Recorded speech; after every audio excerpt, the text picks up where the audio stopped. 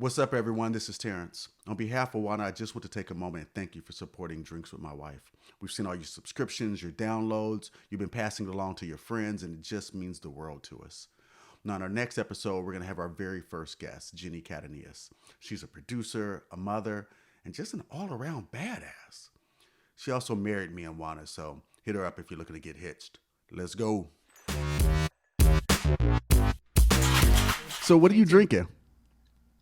So I tried to keep up with that recipe, but I didn't have mint. So it's not a raspberry mojito.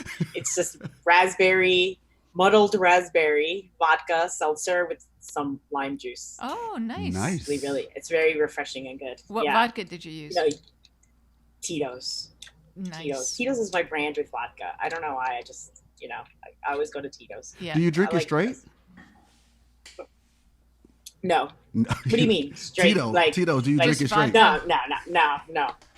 I always She's not that much of a rock star. I know. I'm like, Her wait, hair why? maybe, Does that make me like soft core a little bit? Like I'm not drinking it straight. You just came down a couple pegs. I don't want hair. I don't want hair on my chest. That's wild. We wanted to. I'm a little glad you didn't do the mojito because there was no way we were going to be able to do that. But we did want to show solidarity with your drinking choice. But we'll put that recipe looks amazing. We'll put it up on the site and stuff. Yeah, let's do that. Let's do that. So I just have a Absolute Mandarin and tonic.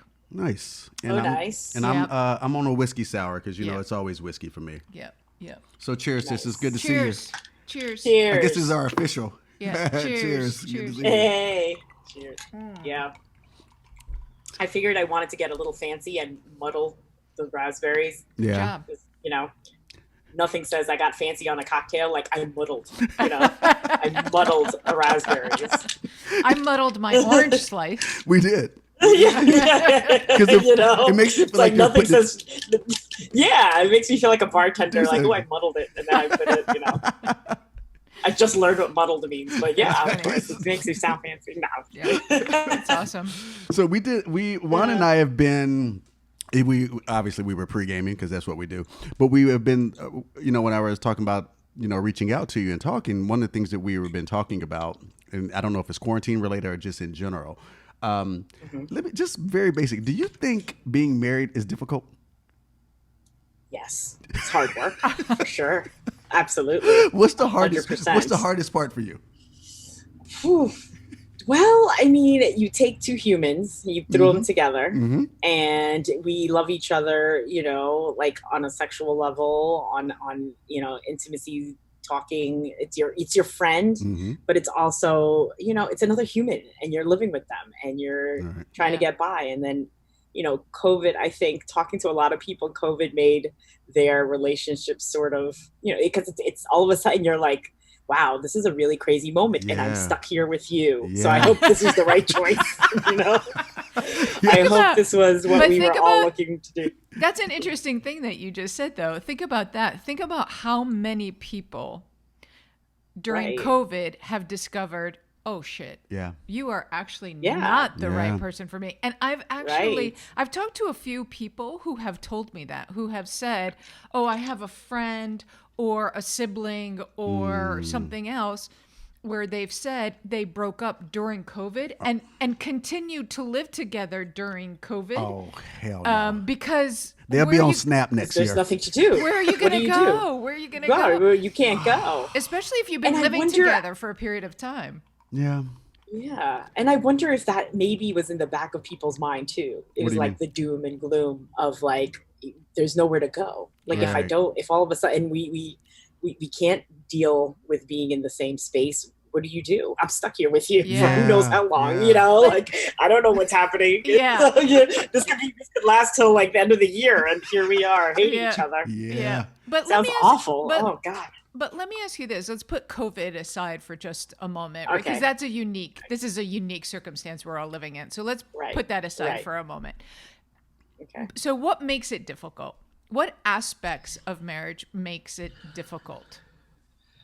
Well, you're just dealing with the good and the bad. Like you're I always thought, okay, a good relationship is when you can see the person's faults and realize those faults aren't deal breakers. Right. You know, like I actually can deal with, like, and that's great and everything. Right. But you know, sometimes it's also like the emotion. Like when you fight, you can fight over stupid things, and there could be a lot of emotion because this is someone you love. So all of a sudden you're fighting over, like, I don't know, who's making dinner, silly but it becomes this huge blowout, you know? Yeah. And then because you're also so close, and you can also fight, and it can get ugly. And when it gets ugly, it's like, you know, when you fight with someone you love, you know whether it's a sibling or a parent or a wife or a spouse. You know the buttons to push. You could go for the low blow. You could go for the low blow. Exactly. You know? Yeah. You know the buttons to push. Whereas like, you know, if someone goes for the low blow when you're dating, you're just like, you know, fuck you, I'm cutting you off or something, you know, or like, you know, like, it's over. Yeah. But now it's like, oh shit, I gotta get a divorce. Like, what's going on? Like, I have to find a place to live. Like, you know, but I wonder how much that plays into people, though. Hard. And that's the thing about the COVID thing. You know, I wonder how much that does impact people whenever they're. I know for a person who's been divorced, there is that. What do I do next? Like, I was married to a college sweetheart. We moved to New York together, and so the whole prospect of starting a new life, while that was very exciting, it was also very scary. You know what I mean? Because it was just like, what do I do from here? You know, because so much of your identity becomes tied up with someone. You know what I mean? So while it's an opportunity to start over, it's also an opportunity to be like, damn, who am I without this person next to me? But I think that's the thing. Yeah, and I also think there's the things that you don't take into consideration either that become huge, like your families. Oh yeah, exactly. Right, like this person is now entrenched in your family. Yeah, and so that's another dynamic that you have to then work through. Like, what happens there? How does that dynamic begin to work? And I know even just for myself, you know, my ex-husband, like, he lives near my mom and my sister and in a very, very small community. And I moved across the country. I did. I moved across the country. Like, I was like, all right, I'm out. And then I moved across the country. And so I didn't have to deal with that local dynamic of potentially running into someone or whatever. And then, and I can see over time, it's become, I mean, listen, he now comes over on Christmas Day, you know what I mean, and has drinks or whatever. And like, mom. It's different. Yeah, and he goes and he spends time with my mom. So it's evolved over time. But I guess my point is that in that moment when you decide that you're going to end this relationship, you're not thinking about all those cursory people that are actually affected by this as well. Yeah, absolutely. And absolutely. Yeah, and so the things about like you were just saying, Jenny, where you talked about, gosh, where am I going to live and what am I going to do? Like, those are moment in time things that you think about, but I think the ripple effect of it goes so much wider and potentially lasts a bit longer as well, quite frankly. Right.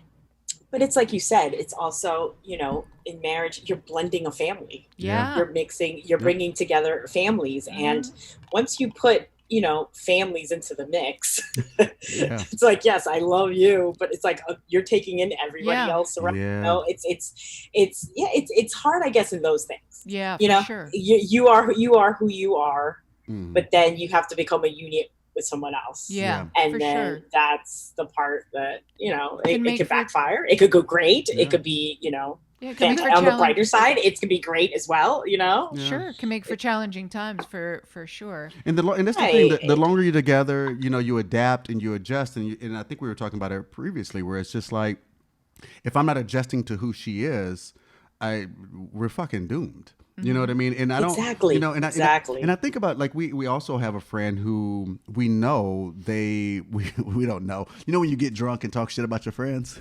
So we never do that. We never talk shit. Jenny, if I want to talk shit, I call you and we talk about people. Not on the podcast. You never do that. No. But that's the thing. Like we know, we do fear that there is a friend who has been in a bad relationship for so long because they have a fear of being alone. And that, to me, I don't Do fear. you know there's a whole bunch of people listening right now who are like, oh my God, how did they know? That's always my fear, because someone's gonna go, hold on, is that so-and-so? Oh shit, is he talking about me? He's on to me. God. They're on to me. But just that thing. I'm like, I hope you're not talking about me. Is that where the question comes from? You over there like, Patty, you know I love you. I'm like, I love you. And now the real reason we have invited you, Jenny, to this. This is like a relationship intervention. No, but seriously, like that fear of being alone. And for me, you know, we often talk, Juan and I would talk about like how you position your thought process. And for me, I never fear divorce, or I never fear being alone. I think more about, man, it would suck to be without Juana.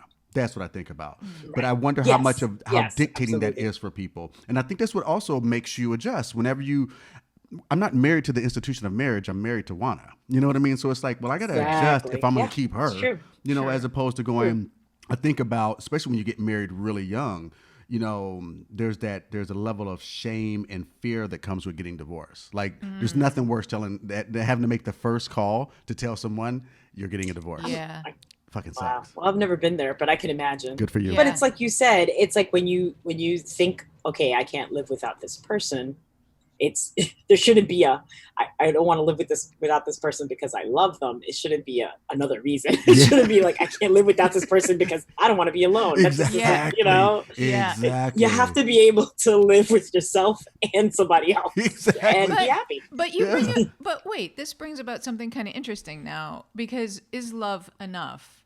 Meaning, because I think there are plenty of people, this is an extreme example, by the way. This is extreme. I like those. But there are plenty of people who has an abusive partner, abuse in many ways, different ways. And they'll still say, but I love them. And so I guess that's why I'm saying, is love enough? Should that be the reason? Enough? No. Because I do feel like one of the things, like when I thought about this question, even just for myself, like, is marriage difficult? Marriage isn't difficult. I don't find it to be difficult. I find it to be challenging at times. Right. But I'd say overall, as a general statement, I don't think marriage is difficult at all. This time. Because you're only batting 500 while you're talking shit. That's right. This time. Listen, that's all I got to go by. I only need to answer the question today. If you asked me 20 years ago, it might have been a different answer, but I have to answer the question today. Okay, my bad. I just point out just stats while you're over there. It's easy. I didn't say it was easy. Yeah, you're true. I didn't say it was easy.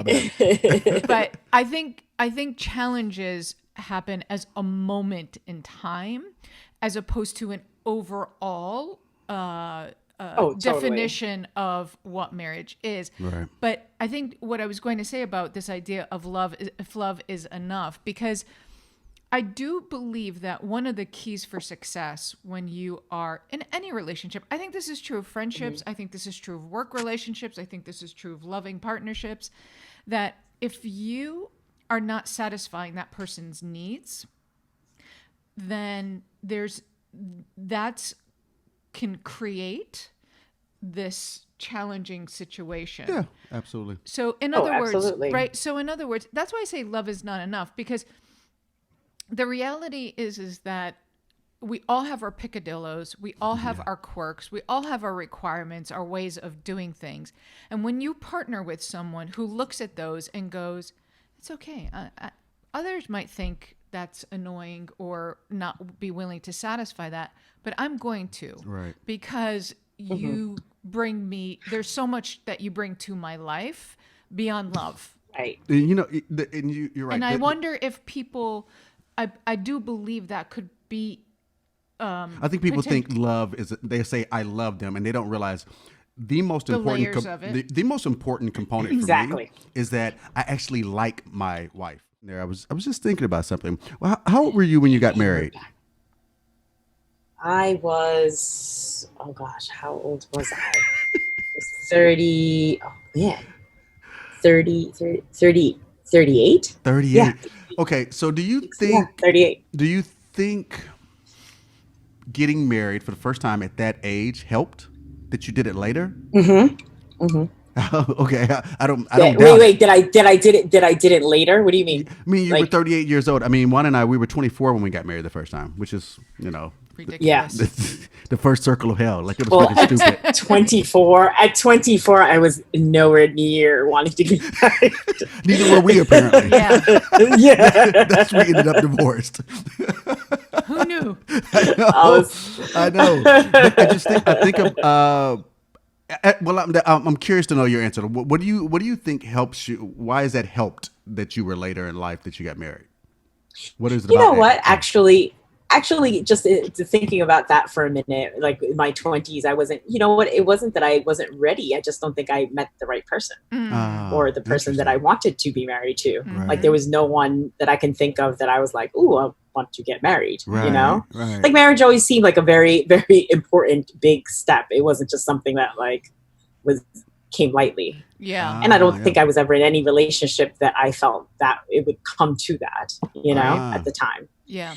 But and also we wanted to get married earlier. We just couldn't because gay marriage wasn't allowed in California. Right. Yep. Right. It wasn't allowed in California for a while. We were actually engaged the year that Prop 8 was happening. Yep. And we couldn't get married for the longest. And then New York passed it and we were like, oh, well, let's go back to New York and get married. And I think we did that. And then the whole country got on board. Yeah. So I think we would have been married earlier. Definitely. Yeah. And if I can think about it now, I probably would. I mean, it was about the person. It wasn't about just being married. Don't you feel like? Do you feel like you were? Because I remember when you met Patty. I remember, as everything were going down. But when you met her, and then especially whenever she moved to California, was it at that point where you started realizing I want to be married or I want to be with this person for the long term? You know what I mean? Like marriage seems like such a daunting thing. That's why we never did it for so long. Like, we really didn't give a shit. Yeah. I mean, I think it was more, I want to be with this person. Yeah. I could see myself being with this person for the long run. Yeah. And there was a time where we didn't care about the marriage part. Yep. We were like, oh, it's just marriage and this and that. But then you realize, no, there's more to it than just marriage. 100%. It means a lot more. Sure. Yep. And then when we started thinking about that, and then we were like, oh, we want to start a family and let's get married. So, but married. You mentioned this idea of you didn't think you met anyone that you wanted to marry when you were in your 20s or prior to Patty, we'll just say. PP. Prior to Patty. That's pathetic. Jinx, we're like 10-year-olds. Yeah. Put a couple drinks in us, and that's what happens. But did you also find that as you were getting older, you were better able to define what you wanted in a partner? Ooh, good question. Mm-hmm. Interesting. Yeah. I think so. I think definitely. Yeah, because go ahead. Yeah, sorry. No, not to cut you off. No worries. It's funny because I was just thinking too about, when I came out and when I started actually dating women, that was in my mid to late 20s already. So when you think about it, that starts a whole thing. That's like it's like you're 15 in lesbian years, like you're not like, so you're just getting used to, so you're just getting used to like, oh wait, now I'm dating a whole nother, now I'm how do I approach a woman? How I'm going to bars and this and that. So when you think about it, I mean, it did take its time to then, I guess for it to progress to be to the point where it's like, oh, this is going to be so naive, and I'm fine walking into this. But when you talked about coming out, especially in your 20s, like what is that like when you suddenly go, not suddenly, when you come out and you start dating in going to gay bars and things like, it's scary. Is it like as a first timer, especially to be so late? Really? I thought so. Oh yeah. I remember going to I was like, okay, just like when it was on my mind and I was like, I want to get out there. I want to see. I didn't really have any gay friends. I had, some friends, guy friends that would have gone with me to a bar, no problem, but it was Terrence, of course, a lesbian in a male body. But I think it was one of those things where I remember going to Gay Pride in that year by myself. And I was like, oh, I'm just going to go. And I remember afterwards finding myself at this lesbian bar that at the time, oh God, I forgot the name of it, but it was this like lesbian biker bar. Ooh. So there was like a whole bunch of biker lesbians, tough broads, nice. Very comfortable in themselves, right. Feeling very, totally in a level where I was not. But I just remember walking in there and being like, well, this is not my scene, So it becomes that. It's like it's like your high school again. Oh, you're looking for your clique, your group, so who am I attracted to? Right. What lunch table am I going to sit in? So then you start realizing that there's a lot more different. It's different than just. It's finding your place in that part. This is really interesting because exactly. Because one of the things I'm thinking about what you just said was this idea of trying to figure out what your lane is. Right, what your lane is, right, and I would imagine it's different when you are someone who walked one path first, meaning you walked the path of being a heterosexual woman for a period of time, and then you decided or realized, yes, realized, realized, of course, realized that. Wait a second. No, that's not who I am. Right. And so now you're going to go down the path that you are meant for. Yeah. And all of a sudden, now you've got to go through this process yet again to kind of say, what am I attracted to? Yeah. What, like, you don't even really know. And that's so unique to what I experienced, just as an example, right? Of course I went through that, right? There were boys in high school who I could look at and go, God, he's cute. Or we talked the other day about crushes, right? And you get a sense of what you like and what you don't like. Yes, the crushes. And I can't imagine what it would have been like at 25 years old to all of a sudden go, well, hang on a second. This actually has never felt like me or felt right or felt comfortable. And then coming to the realization of, oh, it's because of this. I'm attracted to this. And then having to seek that out and go through that learning process again. So it's really, I've never actually thought about that. The most, is this going to sound like, I love that you called me a lesbian in a man's body, because this has been a running joke for 20-something years. It has been our running joke. I'm literally going to phrase this as I am a lesbian in a man's body. The most difficult thing for me, I would imagine, I would think when I think about what it would be like to recognize that, oh no, I'm a lesbian, I want to go out to a bar, is to recognize, how do I function in this world? Meaning, as a man, I always knew my role. I walk into a bar, I walk up to the woman, and then I start the conversation. And as times changed, it wasn't necessarily that I was buying her the drink.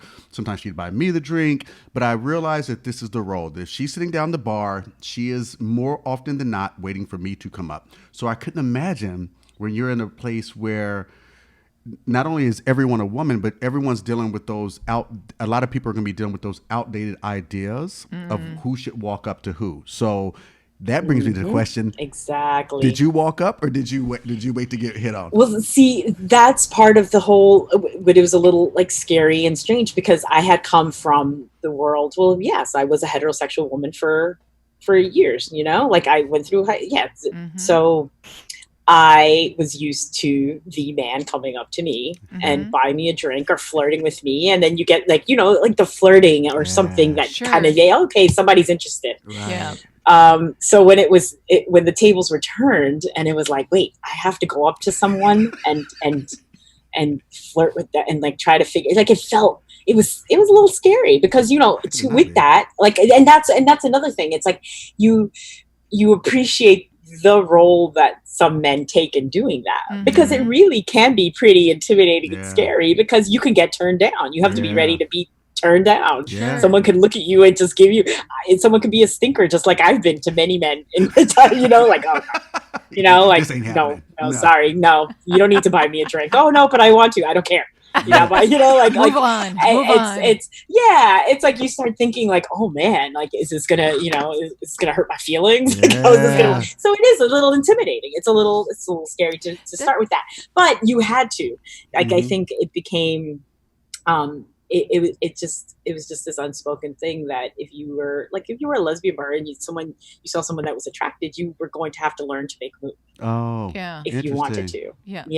And then, or sometimes you would be at the bar and start talking to someone, you hit it off, and so it was different ways, but yes, you had to start to discover what your role was. I think that could potentially be very similar, because you talked about the role that you felt your role as the man was going to be more often than not going up to a woman. Yes. And I think as a woman, and I became a single woman in my 30s.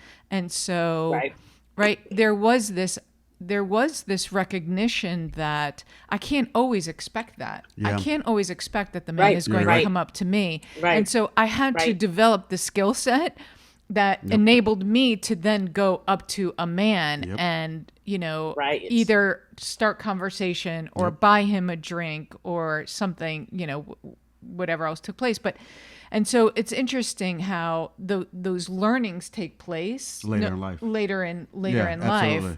And that was, as I think about it, not just pertains to the sexuality or sexual orientation, but the thing about it was, the thing I began to learn becoming a single man in my 30s was, I can go home. I can just go home. I don't need to put a full court press on some woman in a bar and see what happens. Like, that was the thing about re-entering the dating world. It was like, look, the sooner you learn you can just go home and jerk off, you're going to be a lot better. You're going to save yourself money and save yourself stress, because, there is this, I grew up with some guys who were pretty aggressive about meeting women. And so that's why, and that makes us sound like a bunch of douches, but the reality of it is we did like going out, meeting women, mixing up. And there was something about just going, you don't need to do that. I can just chill at the end of the bar. I'm fine. Yeah. Right. You know what I mean? Or we can have a conversation and I can call it a night. And I can think of a specific instances when I first got to Los Angeles where there would be that look of shock on a woman's face, like, is he going to ask me for my number? Like, no, we were just talking. You know what I mean? So it's like, I think we all begin to adapt. No, don't get me wrong. If she's like, look, if you don't want my number, I can just take you home. Then I'm still a guy. You're going to go, all right, I'll fuck if I have to. But you know what I mean? But at the time, you're going, look, man, I'm just, I'm trying to learn how to just have a conversation and just without getting caught up in the expectations, because the older you get, I don't know if it's the same for gays and lesbians, but the older you get, the more of an expectation there is when you're in a bar by yourself and you meet a woman at always like going to nice places, nice and chill, having a conversation with a woman at the bar, and you're like, oh my God, she thinks we're going to start dating or some shit. And I was just really just trying to have a conversation, so. Yeah, exactly. I mean, I think there isn't that much of an expectation. I think it's kind of similar. It's like you can just be at a bar trying to have a good time. You don't necessarily have to go home with someone, but that's something that you learn later. you first have to you have to learn how to become the predator first. And then it's like, I don't care. And then eventually, like, you could be the one being approached. Like, it could be so vague. There's nothing makes a guy's day like a woman walking up to him. And because I don't care what she looks like. If a woman is willing to walk down the bar and kick it to you, when you're young and single, you're like, all right, I got to give her a minute. At least let me hear her pitch. I'm not really feeling her. But, exactly. But see, that's the thing too for me. I think regardless, male, woman, I always hated the one to have to chit chat, to have to start up a topic, or to have to like small talk. Like, I'm not into small talk. Like, I'm so bad at small talk. It's like, I don't want to, like, can we have a purpose? Like, I don't know. It's like, I don't know what to say, you know, like I go up there, I'm like I had a couple of friends that were really good at that. They can go walk up to anyone and just, you know, just say something to start a conversation or something. And I'm like, I was never that person. I was a good opener and a shitty closer. I could see it. Yeah, because I was willing to march into certain death. I was fine with going, you know what? If I walk up, I can make it. You give me 20 seconds, I can make any woman laugh, any person. Like, I can make you laugh. But then, like, 2 drinks into the night, and I'm looking at my watch. I'm like, man, I should probably be asking her if she wants to get out of here. But I can't bring myself to close. Like, she's looking at her watch, thinking like, man, I already told him I got to get up in the morning. What are we doing right now? And I could not close. But I had no problem walking up and saying hello, because I'm like, even though I'm by nature more shy in that way. I felt like I recognize if I don't step up, I'm just going to go home with you motherfuckers. You know what I mean? Like, I'm with my guys. And it was like, and 2 of my 3 best friends are aggressive as hell. So it was like, if I want to get fed, I better learn to start hunting. Or you can wait until like 4 a.m. when the bar closes. Don't sleep. Well, you know, whoever's left there, you never know. Exactly. When your boys are like, was she hot? Not much talking. It was last call. Not much talking required after that. Once you see those lights flicker. That was sort of, yeah. Like, go, you got to make a move. Those are always like a good time to shine, you know, because it's like, oh, okay, exactly. Like, I'm drunk, you're drunk. You know? Let's see what happens. Let's make some bad choices. I know, exactly. It's like in Terrence's case, it makes you want to close, you know, like you're gonna have to close. I gotta get eventually. Up out of here. You're gonna have to make a decision, make it pass. That's like in retrospect, that's the saddest moment when you're like, I guess no one wanted either one of us. You want to get out of here together? Been there. Exactly. Oh no, it gets sadder when you're just like, oh, now I know why nobody wanted you. Like, exactly. This is why you are still at the bar. But then you get all self-conscious, like, why didn't anybody want me? Like, why am I here?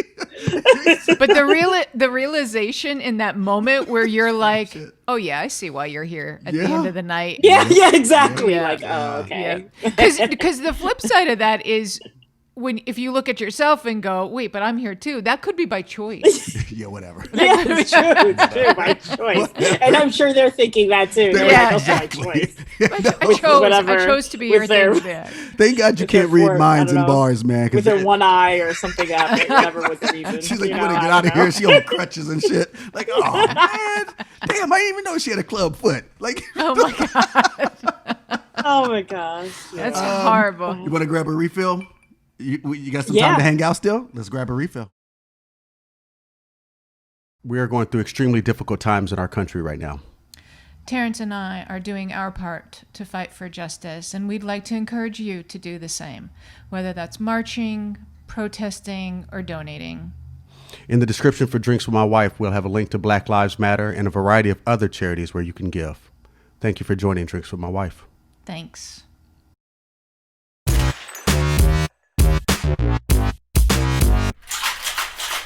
But did we get away from what's difficult?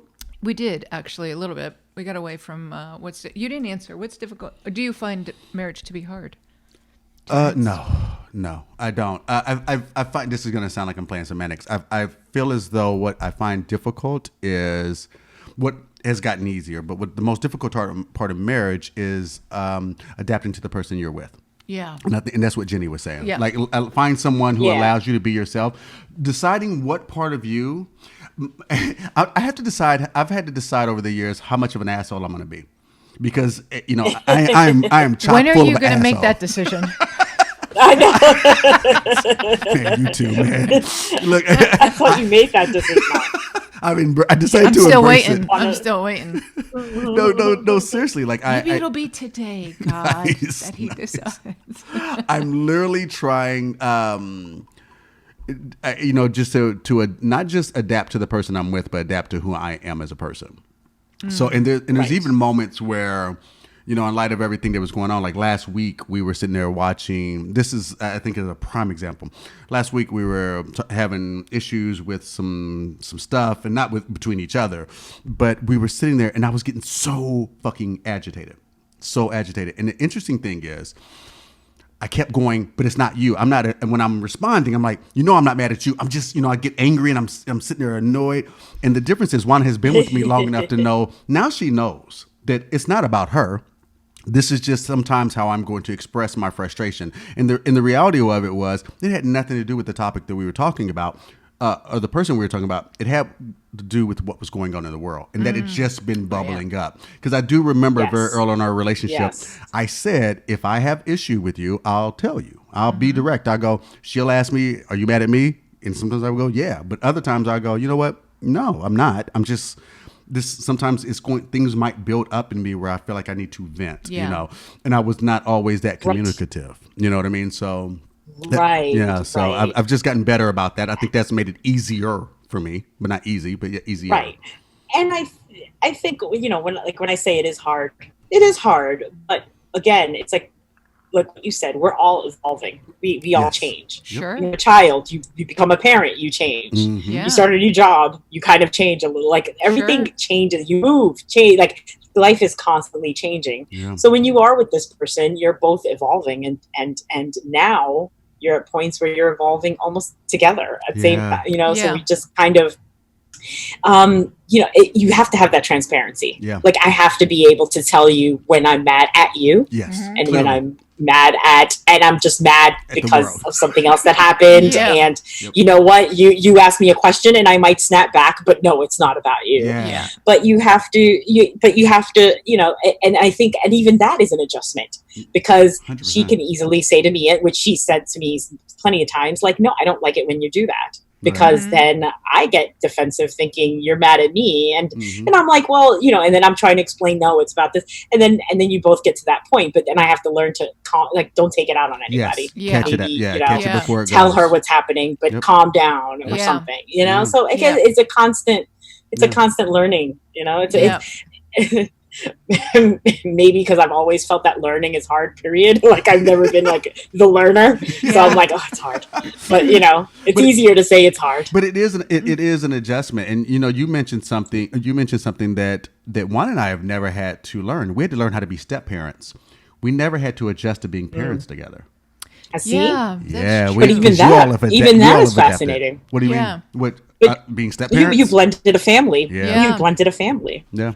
You put two families together. Yeah. 100%. And you became, a unit. I've heard you refer to Cole as your son. Yes. I've heard you refer to Ella as your daughter. So 100%. it's that on itself is a big step. That's a big thing. I will say that I appreciate that. And I think when I think about what you were just saying, like because we were always on each other's side.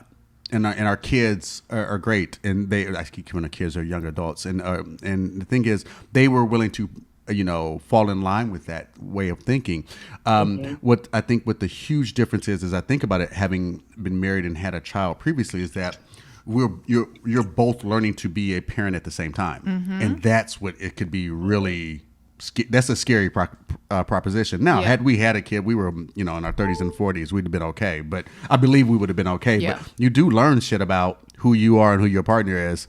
Children are the great truth. Oh, yeah. Once you get 100%. A kid. Oh, my gosh. Oh, absolutely. Yeah. Absolutely. I've seen, I've seen it cause strains on many of marriages. And it's not the children, it's everything that comes along with it. 100%. Sleepless nights, the stressing of somebody else, putting the attention on somebody else all of a sudden. Yeah, not on your marriage, you're putting the attention on children. Yeah. You're raising someone else takes priority. Yeah. You're losing attention. And you don't get to, sorry, I'm just gonna lower this a little bit.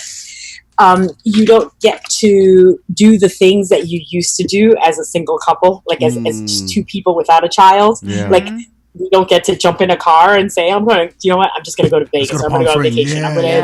Let's just buy tickets and go somewhere, like those little things that used to refill you in a relationship, you don't do anymore. Yeah. You have to find other ways. So I have a question actually for both of you. Sure. Go. Maybe it's a two-part question, but the first question is, what did you change about yourself when you got married in order to accommodate your spouse. Because going back to what I was saying before, right, about satisfying the needs of the person that you're with, what did you have to change about who you are in order to do that? Ooh, I don't know. That's a really good question. That's a really good question. I'm telling you, 2 cocktails and I'm she's fucking Socrates. I am fucking an abundance. Well, what did you adjust to me? I can tell you very easily what I adjusted to you with you is that you were someone who required to be engaged at a level that I had never experienced before. What do you mean? Meaning, when I was married before, I think he was very much about just allowing me to do whatever the fuck I wanted so that there was no confrontation and there was, you know what I mean? Like, yeah go ahead. Okay, that's fine. That's fine. Easy going. It wasn't. That sounds very positive, and I don't think it was easy going.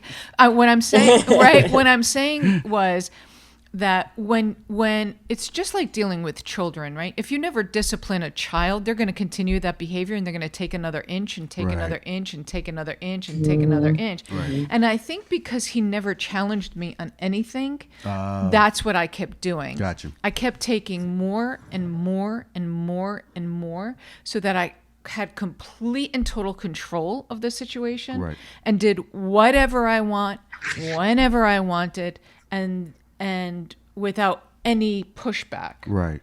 And one of the things I adjusted to, and quite frankly, quite happily, was the fact that was not okay with you. Like you required me to explain an action.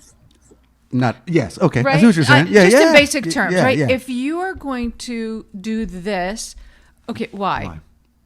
Why are you going to do that? Sometimes that's infuriating because I just want to fucking do it. I don't even have a reason. It's just because I want to and I can't even tell you why. But but more often than not, especially very, very early on, it required me to truly think about, why do I want to do this? Yeah. Do I just want to do it because I can? I think about when you were traveling a lot. When we first got together, you traveled a lot for work. She traveled a lot for work. And at some point in time, I did say, do you have to go?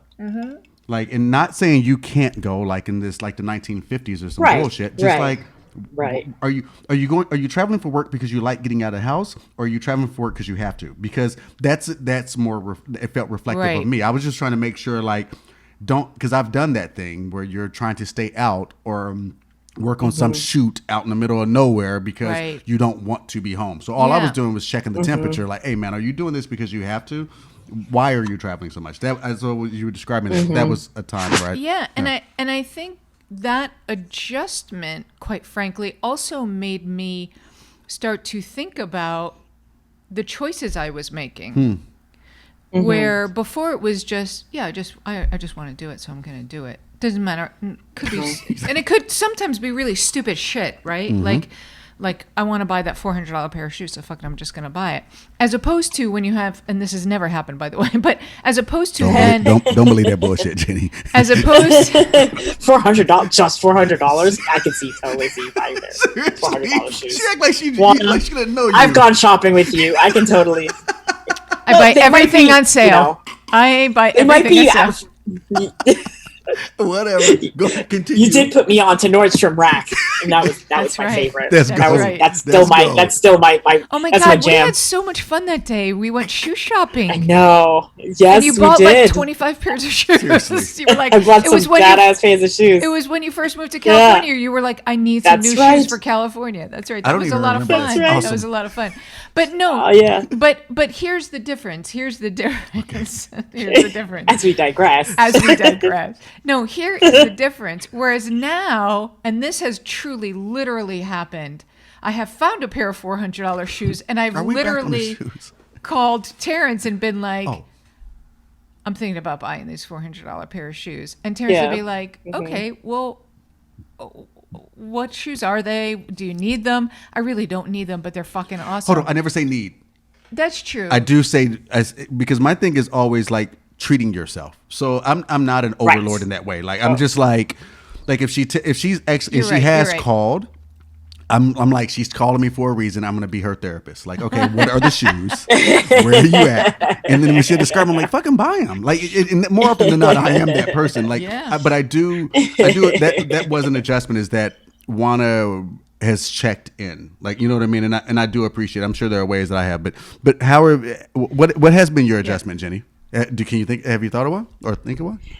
I think it's sort of similar. It was sort of, I been single for a long time. Mm-hmm. I was just in a space. Well, I'm referring to Patty, my relationship with my wife now. And I think when we got together and she moved in with me, it became an adjustment of more, like now I have to consider someone else if I am going away for work, or if I decide, I'm just going to go with some friends. And because I've always been very, like, I'm down. Like, if my friend, hey, let's get in the car and drive up to the coast for, bullshits and giggles for whatever. I'm like, I'm there, but but at the same time, she also became my like partner in crime. Yeah. Mm-hmm. So it was more like, now, I guess my adjustment was more that it was just learning to live with another person. Yeah.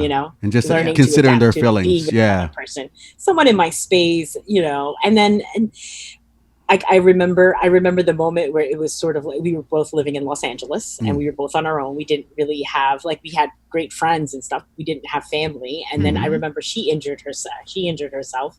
And I remember thinking, wow, like if we had to go to a hospital or something, like I'm responsible for this person in a way. Yeah.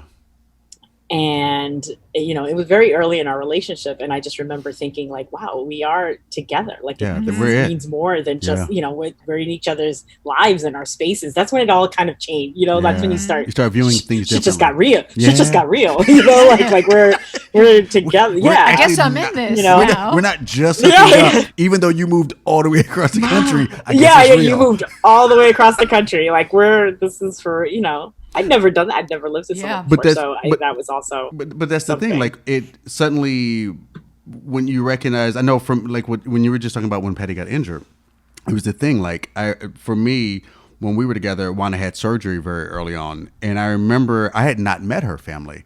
And it was making me realize, like, I'm part of a family. The first time I spoke with her sister, it was to call her after surgery. The first time I met her mother was she flew in town for surgery. I didn't even know what she looked like. I was like, I mean, I had pictures, but that's different than a live person. It was just like, and I hate, it's everything I hate, going to the airport and talking to people I don't know. It's like, fuck, my mother, this not my future mother-in-law is going to be landing and I have to do this. Like there is this realization, like it's not just you and I, because she and I had lived, with except our kids, like the four of us, we were all together. Like this is our unit. But suddenly, when I had to call her sister to let her know the surgery went okay, or to get with her when her mother arrived, the next day, it was like, damn, I got to go fulfill these responsibilities. It was me going, oh no, this shit's real. You know what I mean? Like I am, it's what you were just saying, Gene. Like I'm responsible for this person. Like somewhere there's a woman in Pennsylvania who doesn't even know me, who's waiting to hear, is her sister okay? And I have to be that fucking shitty person. I hate calling people, that, but I guess my adjustment was that. My adjustment was just, it was opening myself up to, okay, now we're this is serious. Right. Every relationship, my life before that was very casual. It was very like just me. Like I always felt I was always very much of an individual in that way. Like just doing whatever I wanted, didn't have to check in with many people. Sure. And then I think it became more of a, okay, this is a for real relationship. Right. You want that responsibility. That's cool. And was that something that Patty required of you? Like, was there something that... No. But that was the question. The question was, what was the thing that she required of you that was an adjustment for you? Okay. That's really... We went off on Logan's Run there, Jenny. Sorry. Yeah. That was really the question. Like, what was a behavior that you had that once you got together with Patty... And you recognize, no, this is my person. This is who I'm going to satisfy their needs. And that means I need to adjust this. And you started talking about it a little bit when you said you were a person who just would, on a whim, get up and go. Or if a friend suggested something, you would get up and do. Correct. But But was there something specific? Like, was there a specific requirement that she had that? I think, yeah, I see where you're going. And I think that is sort of still kind of related, because I did get many times like, wait, you have to check with me first. Like, you know, like it was very, like, I heard that often. Yeah. So it was like, wait, no, you didn't ask me, or you didn't tell me this was happening, or, oh, I didn't know that this was happening. So in retrospect, I guess it was something that she did require, because I did get that conversation brought up to me several times. It was like, what do you mean we're just going to dinner at the blah, blah, blah? Like, you didn't ask me about that. I guess it was, it was pretty much, don't assume that just because she is your right, you know, you're it's ride or die. She's going to be down with everything. No, exactly. Just showing her respect enough to let her know. And also, quite frankly, exactly, it's a respect, you know. And it's also giving up control a little bit too. Yes, it's very right, controlling. because you just used an example that I thought was really interesting, where you said, she was like, well, what are you talking about? That's where we're going for dinner. You never asked me if that's where I wanted. And so there's a level of control there, right? This control of, oh no, I'm going to choose. Or that you're going to stay out too late with, like, me when we would hang out. You know what I mean? Like, you didn't get to just stay out and shoot her some silly text. Like, yo, because I think we lived that life for the first 10 years we knew each other. We're just like, text whoever you're with to let them know we're coming home late. It's just like, but she required more. It's an interesting thing that I just remembered, and actually, Juana, you're involved in this one. When Patty moved across, when Patty moved across the country, she sent me a lot of boxes of her stuff ahead of time. Mm-hmm. So I started getting these boxes, and I remember I opened them, and I started putting things like her radio. I started putting things around the apartment, and part of me was part of me was like, yeah, it's like, oh, this is sweet, it's sweet. It'll be nice for her to walk in. Her stuff is already, and that was most of my intention. But then I remember talking to Juana, and Juana was like, "Oh, you just wanted everything to be the way you wanted it to be in the apartment." That sounds like something Juana would say. And I was like, something Juana would say. And I was like, and in my head, I was like, I think you're right about that as well. Like, I think I still had that, like, that control over, like, I still wanted to. This is my place. This is my place. You wanted to make sure it went where you wanted it to go. That's funny. Because you could have just left it in the boxes so that she could be a part of that. Yeah. Right. That's funny. But exactly. It's like, so I guess along those lines, it is that. It was giving up control of a control of things that things in my mind, like, wow, this is me. This is my This is my space. She's joining my world. This is my space. Yeah. It's giving that up. It was giving that up. And by the way, mine was no different. What I talked about was no different. I gave up control too, because in my previous marriage, I had all the control. Mm-hmm. He gave me all the control. Big mistake. He gave me all the control. And Terrence didn't allow for that. But you know what's funny is, and I think about the control. Answer the question, by the way. I'm about to answer it now. Is that what my adjustment was? As I think about it, was completely the opposite, because I was a constant, this is where I am type of person. And it doesn't mean I was always being the right person or doing the right thing, but it was nothing to let someone know who I was with that this is where I'm going and this is where I'm going to do, because I just didn't give a shit. Whereas when I got with Juana, she didn't give a shit. So I could text when you and I could be hanging out, and I could be like, hey, at some point in time, she finally told me, when you and Jenny are hanging out, stop saying you're going out for a drink. It's just, just stop. It's like, because literally 10 hours later, you're walking in the door. But it's very early on where I would check in, and not check in as much to let her know, out of respect, because I would be like, hey, so I'm going to go, just for example, I'm going to go hang out with Catfish, and we're going to go have a drink. She's like, all right, we're going to go to the Grove. Yeah. Then after that, I don't know, we might hit, it's fine. And then I'd reach out and go, oh yeah, by the way, we're gonna go do this. It was annoying. And she was like, that's what she was like, you don't have to tell me. Like, all right, and that was my adjustment. Whereas I felt like I was doing, for me, it felt like maybe there was two parts to it. Maybe I was doing what I thought was respectful, but also maybe I was doing what I might have required. That way, whenever I ask you where you're going, and that's in retrospect, it was probably a little bit manipulative. But as I'm thinking out loud, it's just like, I was doing all that just to make you aware, but your level of trust in me was disarming. It was just like, holy shit. Like, what do you mean I don't have to tell you? Like, yeah, just don't end up in a ditch somewhere. But for the most part, long as I just let her know, like, we were good. Yeah. We were good. Yeah. Yeah. And that's reasonable, I think, in every relationship. Don't end up in a ditch. Each other know, or yeah. Yeah. Yeah. Which could be very likely if we're hanging out together and it's like 4 a.m. For sure. Exactly. Like, don't know when I'm coming home. Sure. But I'm alive. For sure. We're gonna do last call. Which why don't you describe what it is? So last call. Okay. This is Juana's official voice. All right. Yep. Last call is when we ask our guests 5 kind of speed questions, like just the first thing that kind of comes to your head when we ask the question. Okay. And they're meant to be, of course, fun and just to hear your answers, and who knows where it might take us. You ready to roll? Okay. It's just think about last call. Only you're not leaving with someone have a drink. You don't want to have sex Do with. it. Take a gulp. Me too. Not because I need to, just because I want to. Because I'm awake. Last call. We're ready. All right. You ready to roll? All right. I'm ready. What is your favorite drink? Vodka seltzer. If you could drink with it really is. So dull. And I'm so probably like really alcohol. It's really boring, by the way. Do you throw a lime in there or something? Exactly. Is it only because unless there's like near beer around? It's whatever you like. Whatever you like. No judgment. Like Pabst Blue Ribbon. Do you? At least it wasn't a Bud. Exactly. Busty. Isn't that the king of beers? It could have been actually. Drink with. If you could have a drink with any famous person, dead or alive, who would it be? David Bowie. Good one. Not Jenny, a surprise. Good one. David Bowie. Doesn't it seem like it would be he would have been a good hang. That's a good one. That's a really good one. Yeah. What alcohol gives you the worst hangover?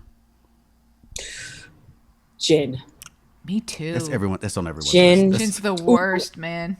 Yeah, gin. Are you sure? But I've had bad hangovers with a lot of different things. But anything with carbonation. Red wine. Actually, wine. Ooh, really? Red wine. If I've had like too many. I can't. Yeah. Tannins will get you. What's your favorite city to drink in? Oh, let's see. I always say New York, but I think I want to get New a York's little the answer to everything. I don't know. I can't think about. Yeah, New York. New York is still so let's one. do this. If it's not New York, what would it be? What would be second? Okay. Second. Portland. Really? Portland, Oregon. Really? They made the best cocktails. Like signature cocktails. Really? Like you would Who go. knew? We would. Yeah. I've been there a couple of times. I went once for fun, twice for work, and every time I've been there, you go into every bar and they have the most fantastic drink menus. Yeah. Interesting. Gotta do a little research. My That's dope. cocktail wise. Like I remember going into places. Like there was one place that I really liked, and we would go in often when we were working there. And the bartender it was just something about the way they prepared. They knew what they were doing. It was like they were into it, It was very mixology kind of place. That's awesome. Who knew? They're very like farm to table mixology kind of people. Nice. So it's kind of like, and donuts, great donuts. Spoken like a true drinker. And donuts, those are awesome. Now you're talking my language. Now you're talking my language. Last one. Portland. When did you how do your friends know when you're drunk? Your friends or your wife, when they know the booze has hit the veins. When is Jenny drunk? I think I start hugging everybody, telling people I love them. Yes. I get very affectionate. I'm very like, E does that as well, by the way. Not just alcohol. Don't eat E. I can testify. No, Jenny, but I think it's just very, I get very like huggy and like, all of a sudden it's very, Like how many bars have we probably stood in together where our arms are slung around each other and people are like, man, that couple needs to get home. They are sloppy. Not realizing we're brother, sister. We're not lovers. We just have drank too much. That's funny. And then when we part ways, they're like, wait, what just happened? Did they just break up? Yeah. What just happened there? Maybe they just met tonight. No, we love each other, but I live in Harlem. You are a lesbian in a man's body. So nice. There you go. Jenny. just hanging out with each other, cramping each other's style. Exactly. Getting in the way of each other. I know, right? My lady, this has been so much fun. Always. Thank you, Jenny. Cheers. Cheers. You're Cheers the best. you. We love you. Thanks for joining Drinks with My Wife. Please be sure to click the subscribe button and rate us on Apple Podcast and Spotify.